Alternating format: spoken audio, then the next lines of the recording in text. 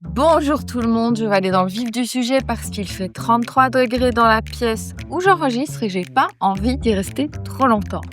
Donc aujourd'hui, on va parler encore de poids, mais on va parler surtout du maintien du poids, comment on fait pour rester dans ce poids qu'on a enfin atteint et qu'on apprécie.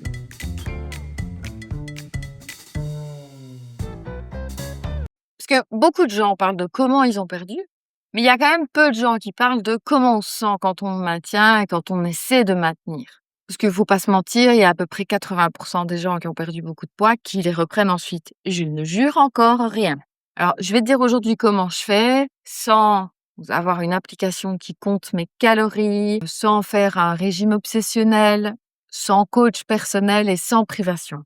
Et surtout, je vais essayer de te dire les pièges mentaux du régime parce qu'il y en a et ils sont pas toujours ceux qu'on croit. Alors, on va commencer, vif du sujet, 37 degrés, par comment ça se passe dans ma tête, comment ça s'est passé dans ma tête, parce que comme d'habitude, je pense que c'est là que tout se passe en priorité. Donc avant de te parler du concret, de ce que je mange, de comment je me pèse encore, etc., on va parler vraiment de l'état d'esprit. Parce qu'en fait, pendant la perte, c'est facile. Tu as un objectif, tu comptes les calories, tu essayes de maintenir ces objectifs, tu essayes de maintenir le travail que tu fournis, tu essayes d'aller vers ça. Et en fait, pendant le maintien, tu dois faire tout l'inverse. C'est dur, hein, ça. Tu dois lâcher l'effort, tu dois lâcher le contrôle. C'est ça le gros problème du maintien. Lâcher l'idée de encore un petit peu. Lâcher la balance comme outil d'angoisse. En fait, on doit apprendre à vivre normalement et avoir une relation normale avec la nourriture. Et c'est ça qui est vraiment dur. Parce que après avoir mis tellement d'efforts à perdre, le cerveau, il a un peu de mal à se dire, OK, maintenant, on est dans une relation normale. Après toute cette relation toxique entre moi et moi-même, on va essayer d'être dans du normal. En fait, le cerveau, il veut continuer à mettre de l'effort et il n'y aurait rien de pire que ça. Parce qu'alors, ça devient une vie de contraintes, d'angoisse, et c'est pas ça qu'on veut. En fait, je suis sûre d'ailleurs que les gens qui reprennent sont les gens qui n'ont jamais quitté l'état d'esprit de contrôle. Parce qu'en fait, à un moment, on relâche parce qu'on n'en peut plus d'avoir tiré sur ce contrôle. Alors, le maintien demande en fait exactement l'inverse de la perte. Il demande d'apprendre à lâcher un peu prise. Alors maintenant, je sais que vous voulez le concret. Alors le concret, il est assez simple, vous allez voir. Premier truc, j'ai vraiment appris à ne manger que quand j'ai faim. Ça veut dire que ça ne correspond pas aux heures obligatoires. Donc je mange quand j'ai faim. Il est midi, j'ai pas faim, je mange pas. Il est 11h, j'ai faim, je mange. Il est 14h30, j'ai faim, je mange. Il est 16h, j'ai pas faim, je ne mange pas. J'ai aussi arrêté de me forcer à finir mes assiettes. Ça a été une grande leçon, une grande difficulté pour moi de me dire c'est OK d'aller au resto et de prendre entrée, plat, dessert et de manger que la moitié des 3. Alors, me parlez pas de l'histoire de gaspillage, j'ai décidé de faire passer ma santé avant cette histoire de gaspillage et dans la plupart des restaurants, vous pouvez emporter. Donc c'est vrai que je m'excuse encore souvent au restaurant en disant: «C'était très bon, mais j'en ai eu trop. Est-ce que je peux emporter?» Mais par contre, je me force plus à finir aucune assiette. D'ailleurs, plus personne ne m'obligera à finir une quelconque assiette. Et au final, je me suis rendu compte que mon naturel, il oscille entre 2 choses, 2 façons de fonctionner et je pense que ça dépend de mon cycle hormonal, mais j'ai pas fait l'étude. En réalité, j'ai les phases où je mange mon petit déjeuner, ça c'est un immuable, j'ai vraiment besoin d'un petit déjeuner et je mange ce que je veux. Ça m'arrive de manger du carrot cake pour petit déjeuner, du banana bread ou de manger 2 tartines de Nutella. Oui, je sais, ne me jetez pas la pierre. Et donc, dans ce moment-là, souvent, il arrive que je ne mange qu'un repas sur le reste de la journée. Je picore des petits trucs, hein, mais ça va être un fruit, une petite connerie, mais je mange pas 3 grands repas. Et la plupart du temps, mon corps est content avec 2 repas. Pendant très longtemps, quand j'ai fait régime, j'avais quasi supprimé le repas du soir et en fait, maintenant, ça dépend de ma vie sociale. Si je vais manger à midi avec un client ou des amis, eh bien, je mange à midi, mais ça veut dire que le soir, ce sera vraiment hyper léger.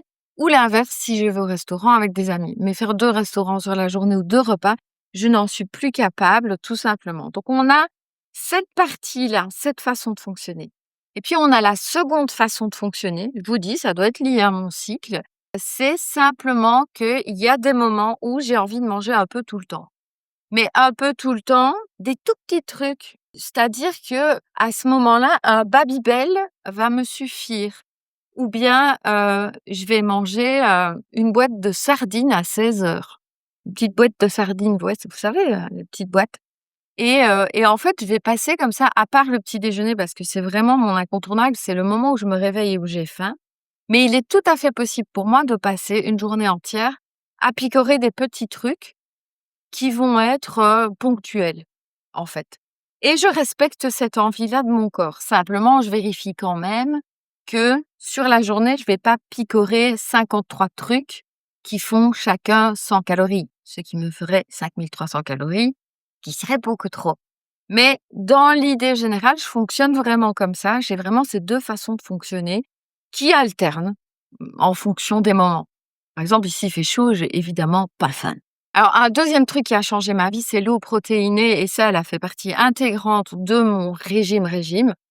C'est que j'ai introduit donc, j'ai une marque, je l'ai déjà partagé plein de fois sur mes réseaux sociaux, redemandez-la moi ultérieurement si vous voulez, mais j'ai un truc, il y en a qu'un que j'aime bien sur les 25 goûts, c'est un truc aux fraises.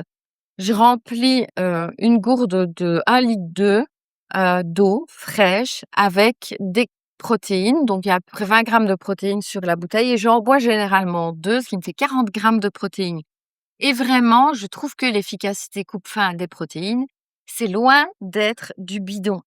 Et comme en plus ça a donné bon goût à l'eau, moi qui en buvais très peu, j'en bois beaucoup plus facilement et j'en bois beaucoup plus. Je l'emmène d'ailleurs partout où je vais, hein, ma gourde. Alors, un truc super important, j'ai appris à différencier la faim de la soif. C'est un truc de fou, le nombre de fois où je suis sûre que j'ai faim et où je bois et où 5 minutes après, j'ai plus faim du tout. En fait, mon corps avait vraiment confondu faim et soif. C'est assez étrange, mais c'est une vérité. Et donc, généralement, quand j'ai faim, je vais d'abord boire dans cette fameuse gourde et je vais attendre de voir un petit peu et si j'ai toujours faim, c'est que j'ai vraiment faim. Mais sinon, il y a 50 du temps où en réalité, j'avais soif. C'est fou ça. Et je me suis rendu compte qu'à l'époque où j'ai pris énormément de poids, ça m'arrivait de me lever la nuit pour manger et en réalité, j'avais soif parce que je constate aujourd'hui que ça m'arrive souvent de me réveiller la nuit pour avoir, un peu d'eau simplement. Alors troisième truc super important, je ne me prive de rien. Rien n'est interdit dans mon alimentation. Rien du tout, rien du tout, rien du tout. C'est-à-dire que j'ai envie d'un truc, je vais en manger, je vais pas culpabiliser. Je vais simplement peut-être pas manger l'intégralité du truc, parce que souvent j'ai pas envie de l'intégralité du truc, j'ai envie d'un morceau du truc. Souvent un petit morceau de chocolat me suffit amplement. Il y a plein de choses comme ça où, j'ai envie d'un McDo par exemple, ça m'arrive souvent. J'ai envie d'un burger, en fait, les 3 quarts du temps. J'ai pas spécialement envie d'avoir les frites avec et tout ça. Maintenant, ça m'arrive d'aller chez Quick, comme ça j'aurais cité presque tout le monde, et de prendre juste un géant. Mais juste ça, juste le géant parce que j'ai juste envie du géant. Mais il y a rien qui est interdit. Donc vous l'aurez compris, il y a rien qui est interdit. Et je mange HelloFresh très, très, très souvent. Je regarde pas les plats légers de chez HelloFresh. Je prends ceux qui me font envie. Et en réalité, les quantités sont amplement suffisantes en règle générale pour ne pas être dans une explosion de calories. En fait, la plupart du temps, ce que je prenais pour de la faim, de l'envie, etc., en fait, c'était tout un mélange de plein de choses qui n'étaient pas réellement ce que mon corps demandait. Il y a plein de fois où je me dis, tiens, est-ce que j'ai faim? Non, en fait, je m'ennuie. Eh ben, OK, tu t'ennuies, fais autre chose. Alors, un autre point, c'est les compromis intelligents. Je m'explique. Je suis pas moi quelqu'un qui vit petit, enfin dans le sens, je fais beaucoup de sorties, je fais beaucoup de je vois beaucoup d'amis, je fais beaucoup de restos et en fait les compromis, c'est que on peut pas tout avoir quand même. Si on veut garder le poids qu'on a, en tout cas quand on a tendance à prendre du poids, on ne peut pas tout avoir. Ce qui veut dire que soit je prends le cocktail d'entrée et pas le dessert, soit, je prends le cocktail d'entrée, le vin qui va avec et je prends qu'un plat. Voyez un peu l'idée? Si je prendrai jamais cocktail, levain et entrée, plat, dessert. Ça n'arrivera jamais. Et si je veux prendre entrée, plat, dessert, les 3/4 du temps, je vais boire du soft. C'est un compromis intelligent et je fais des choix en fonction de mon envie du moment et j'essaie de faire le choix le plus intelligent pour moi à l'instant. Est-ce que j'ai envie de fêter? Est-ce que j'ai envie de manger des bonnes choses? Voilà, c'est en fonction de ça. C'est des compromis de moi et moi-même. Alors, si tu veux retenir aussi qu'un truc de cette vidéo, c'est que, c'est ton poids, c'est une zone, c'est pas un chiffre. Ma zone, elle est entre 60 et 64 kilos. C'est comme ça. Et d'ailleurs, en fonction de mon cycle, ça bouge. C'est pas parce que un jour je vais peser 62 kilos et le lendemain 64 que j'ai pris 2 kilos, hein. C'est de l'eau, de la rétention d'eau, c'est, simplement, j'ai beaucoup mangé et je suis pas encore allée aux toilettes, hein, parlons crûment. Voilà, ça peut être tout ça, mais comme c'est pas parce qu'à un moment je vais peser 60 kilos que je pèse tout à coup 60 kilos. Ma moyenne, elle est entre l'un et l'autre. Il y a plein de raisons qui expliquent les fluctuations et les fluctuations ne sont pas dangereuses. Je commence à me dire: «OK, on va faire un peu attention quand je dépasse 64». Mais c'est vraiment extrêmement rare. En fait, la zone, elle te libère un peu. Ça veut dire que tu es pas obligé de te peser tous les jours déjà. De toute façon, te peser tous les jours n'a absolument aucun sens. Le corps fluctue, il est fait comme ça, il est fait pour fluctuer. Donc, avoir une zone, c'est une bonne zone, c'est une bonne chose. Alors, un de mes nouveaux baromètres aussi, ce sont les vêtements. C'est dingue, mais vraiment les vêtements, je sais que quand j'ai pris du poids, j'ai commencé à croire que mes vêtements rétrécissaient. C'est très drôle quand on y pense quand même parce que c'était évident. Maintenant, j'ai vraiment 2-3 pantalons, par exemple, qui sont tout justes. Si je sens que je suis un peu ballonnée dedans, ça peut être simplement parce que c'est un moment où je suis ballonnée, mais si je suis ballonnée dedans pendant 2 semaines, là, il est temps de faire un peu attention. Et ce sont ces vêtements-là qui sont, en plus encore, que la balance, mon outil de contrôle, mon outil de vérification que tout va bien. En fait, finalement, le corps, il se connecte quand même vachement à ton corps, il le connaît bien. Donc, peut-être plus encore que la balance, il est un alors attention, hein, quand on est une femme, au niveau du bas-ventre, ça fluctue, mais je parle au niveau des cuisses, des hanches. Le bas-ventre chez une femme, en fonction du cycle, l'utérus est changeant. En fait, on a, un utérus qui grandit, diminue et cetera. Donc avoir le ventre plat, même chez les grandes sportives, ça dépend du moment du cycle quand même, malgré tout. Donc il y a quand même un petit ballonnement à certains moments du mois, tout simplement. Mais au niveau des cuisses, des hanches et cetera, c'est un bon outil de contrôle, le vêtement. Alors, on va parler aussi des pièges mentaux. Le premier piège mental et il est terrible, je suis en train de mourir de chaud, vous n'imaginez même pas. Le premier piège mental, c'est de se dire: «Encore un effort». Bah oui, parce que bon, OK, une fois que je vois 60 sur la balance, je risque le contentement. Je risque de me dire: «Ah, je pourrais peut-être aller jusqu'à 58, je pourrais peut-être aller jusqu'à 56. Qu'est-ce qui m'empêcherait d'aller jusqu'à 52?» Vous voyez un peu le truc? Or là, je rentre dans toutes mes fringues d'avant d'avoir pris du poids. Donc ça ne sert à rien. Je retomberai exactement dans mon cycle précédent qui était à la limite du TCA inverse. Donc le truc, c'est de me dire tout le temps: «Non, non, non, non, non, non, j'y suis arrivée, c'est fini. Maintenant, je vérifie simplement et je reste moi». Et alors, je vais dire un truc, c'est encore très étrange, mais il y a une chose qui est difficile, c'est que quand j'ai grossi et que je me regardais dans le miroir, je me voyais pas forcément aussi grosse que je l'étais. D'ailleurs, quand je vois des photos, je réalise, mais pendant le moment où je l'étais, je me voyais en photo, je voyais pas trop le truc, quoi. Pourtant, je vous jure, vous mettez une photo avant-après, vous vous dites: «Waouh, comment» dans le visage notamment, comment j'ai pu ne pas le voir? Je faisais des selfies, des vidéos toute la journée, j'aurais dû le voir. Je ne voyais pas. Sauf qu'aujourd'hui, c'est la même chose. Je ne vois pas tout à fait à quoi je ressemble. Ça m'arrive, j'ai encore dû, j'ai commandé par exemple 2 joggings Adidas. J'ai pris, des L en me disant: «Bah oui, je mettais XL, L ça va aller». L c'était trop grand, mais c'était trop grand, c'était vraiment trop grand. Je pense qu'une taille j'ai même pas recommandé la taille en dessous parce que j'étais pas sûre de savoir si c'était le M ou le S qu'il m'aurait fallu et du coup, en fait, je me vois pas. Je n et c'est typique des gens qui ont quand même un peu des problèmes de TCA quelque part et de représentation de leur propre corps. Je ne vois pas mon corps, je n'ai aucune idée de ce à quoi il ressemble et donc il faut se méfier tout le temps de ce qu'on a dans la tête, parce que ce qu'on a dans la tête n'est probablement pas vrai. Donc résister au «encore un effort», c'est vraiment super important. Au fond, quand on y pense, je me suis toujours vue grosse, même quand j'étais mince. C'est un truc qui se construit dans l'enfance, je pense, dans mon cas, à l'adolescence en réalité et je crois qu'en fait, il faut plus que j'ai confiance en ma perception, c'est tout. Le deuxième piège mental, c'est les commentaires des autres. J'en ai déjà parlé dans plusieurs vidéos. Moi, c'est vraiment un truc, qui est très compliqué pour moi. C'est toutes les félicitations. En fait, chaque félicitation te donne l'impression qu'avant, quand tu avais plus de poids, donc tu étais moins bien et quelque part, ça peut induire aussi l'espèce de côté, l'espèce de doute de: «OK, et si je perdais encore, est-ce que je serais mieux?»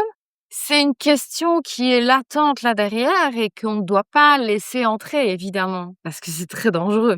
Mais ça revient au même à enfin, en fait, je trouve que tous les commentaires sur le corps sont extrêmement dangereux, hein.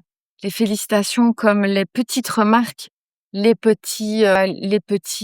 sais pas: «Oh, c'est marrant, tu as un peu de cellulite maintenant» ou bien, «Oh tiens, tiens-toi droite», comme j'ai tendance à le dire souvent à ma fille ou bien, des petites choses en fait, n'importe quelle petite remarque sur le corps de quelqu'un est une remarque qui peut déclencher plein de choses et s'armer contre les commentaires des gens, il y a rien de plus difficile, qu'ils soient des compliments ou pas, parce que les compliments, on sait pas si on va les maintenir. On sait pas si en plus on va pas tomber dans l'excès inverse et les critiques, quand on a des petites tendances un petit peu problématiques comme moi, par exemple, bah, les critiques, elles prennent toute la place et on commence à penser à plein de choses, auxquelles, l'autre ne pense même pas. L'autre, il a juste dit une petite phrase et toi, tu penses plus qu'à cette phrase.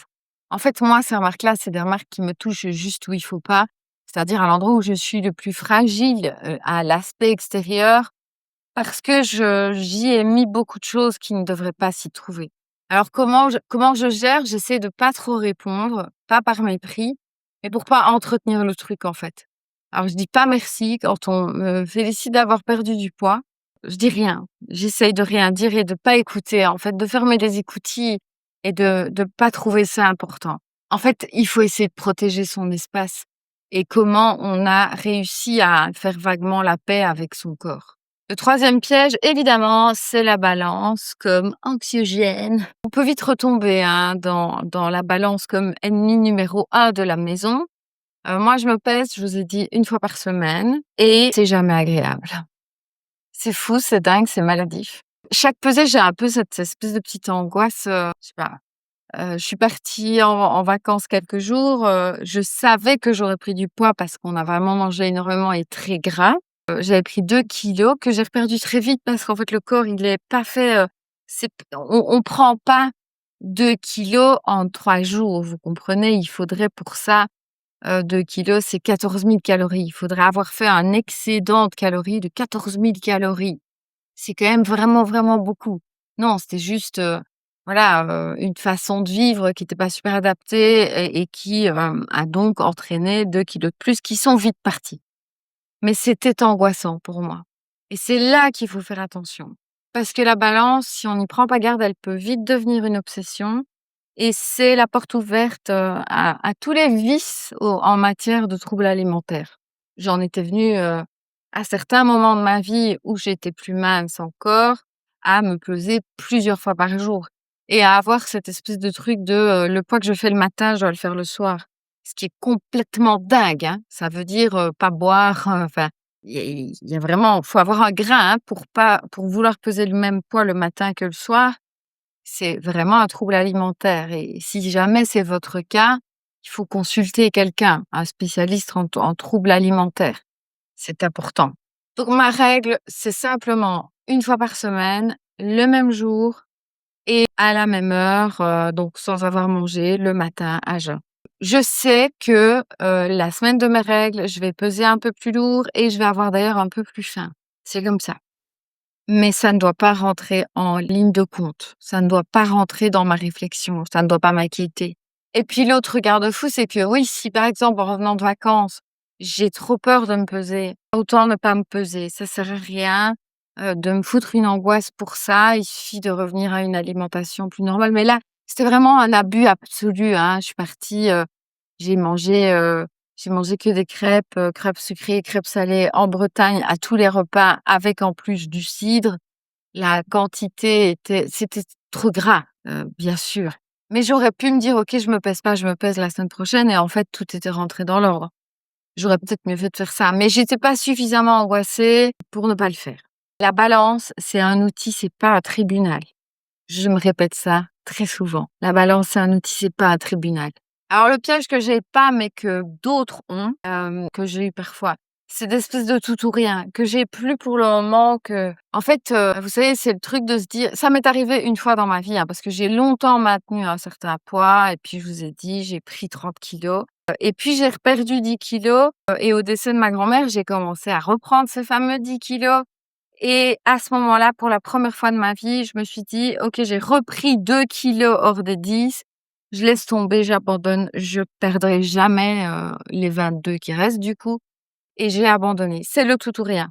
Alors on a ce tout ou rien-là et l'autre tout ou rien qui est peut-être encore plus dangereux, qui est celui de: «J'ai pris 2 kilos, je ne mange plus». Encore une fois, on baigne dans un univers qui est très, très proche de problèmes, de troubles alimentaires graves. Moi, je sais que toute ma vie, c'est un trouble qui a été vraiment sur le fil du fil. Enfin, on peut pas dire le trouble, on peut pas dire le fil dans mon cas. Attention, trigger warning, puisque ça m'est déjà arrivé de me faire vomir, j'étais beaucoup plus jeune, hein, je vous rassure. Ça m'est déjà arrivé de me sous-alimenter et cetera. Donc bref, on peut dire que d'ailleurs ma façon de prendre du poids a été très clairement liée à des crises d'hyperphagie évidentes, voilà.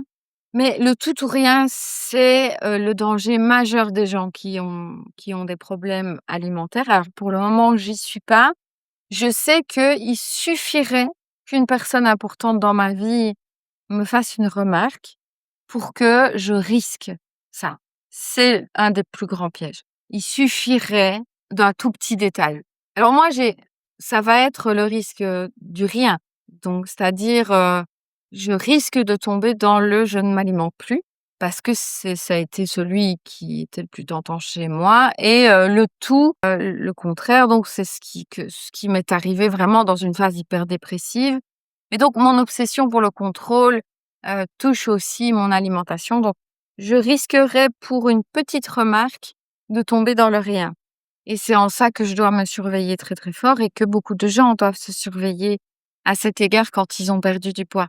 Parce que tu es contente d'avoir perdu du poids, mais il y a un petit truc en toi quand tu sais que tu as des troubles alimentaires, tu sais que tu dois faire gaffe. Tu dois vraiment faire très attention à ce que tu fais parce que ton esprit est dangereux. Le maintien, c'est donc apprendre à osciller sans paniquer. Et donc, avec le mélange du piège précédent, donc les remarques des autres, c'est de faire une boule de ça et de réussir à maintenir cette boule en état d'équilibre permanent. Je sais pas si vous voyez l'image. Les avis des gens, le tout ou rien, les TCA qu'on maintient et qu'on garde en équilibre et qu'on va essayer de garder en équilibre comme ça tout le reste de sa vie. Bonne chance. Alors, la vraie peur que j'ai au fond de moi, c'est pas tellement de reprendre 30 kilos. La vraie peur que j'ai au fond de moi, c'est de devenir la fille obsessionnelle par rapport à la nourriture que j'ai pu être par le passé, ou de redevenir la fille dépressive qui mange pour se sentir bien. Ça, c'est les 2 peurs qui s'affrontent. Enfin, c'est la peur principale, c'est ce grand écart et en fait, aucune de ces filles-là n'était heureuse. Ça, c'est ma peur principale. Il faut que j'arrive à accepter ce juste milieu, qui est le juste milieu le plus sain possible. Je sais que je ne déteste pas la Christelle avec 90 kilos parce qu'elle était grosse. Quand je vois des vidéos de moi, c'est pas mon poids qui me fait peine, c'est de voir mon état. C'est de voir je vois dans mes yeux des yeux éteints Mais je sais aussi que dans d'autres périodes de ma vie où j'avais d'autres soucis alimentaires, il y avait ce même regard éteint. Et ça, il faut vraiment y faire très attention. Et comme d'habitude, si tu ne retiens qu'une seule chose de cette vidéo, à part le fait que j'ai tourné dans 37 degrés et que pour ça, rien que pour ça, je mérite vraiment que tu commentes pour dire que tu es arrivé jusqu'ici et que tu sais que j'ai tourné dans 37 degrés et que peut-être que je vais faire un coup de chaleur devant vous. Mais donc, si tu ne dois retenir qu'une chose, c'est pas ça, hein, soyons clairs. Le maintien, c'est pas la continuation de la perte, c'est l'inverse. C'est clair ou pas? Pendant la perte, tu construis l'effort. Pendant le maintien, tu construis la paix. Tu vois? C'est l'inverse. Si tu maintiens comme tu as perdu, c'est-à-dire avec le contrôle, tu vas exploser. Et si tu maintiens en lâchant tout, tu vas tout reprendre. La voie, elle est super étroite. C'est apprendre à vivre normalement en restant à l'écoute, en visant une zone moyenne qu'on peut accepter et qu'on aime quand même bien, en gérant les pièges mentaux, en se détachant un peu des chiffres et en faisant la paix avec ton image intérieure. Faut pas oublier qu'on maintient pas son poids par la volonté, on maintient son poids par la paix. Et ce sera la dernière phrase de cette vidéo avant de vous dire de vous abonner, liker, commenter, tout ça, parce que vous savez que c'est important. Mais je vais pas continuer à vous le demander en long en large cette fois-ci parce qu'il fait trop chaud. On se retrouve la semaine prochaine dans une température normale. À bientôt.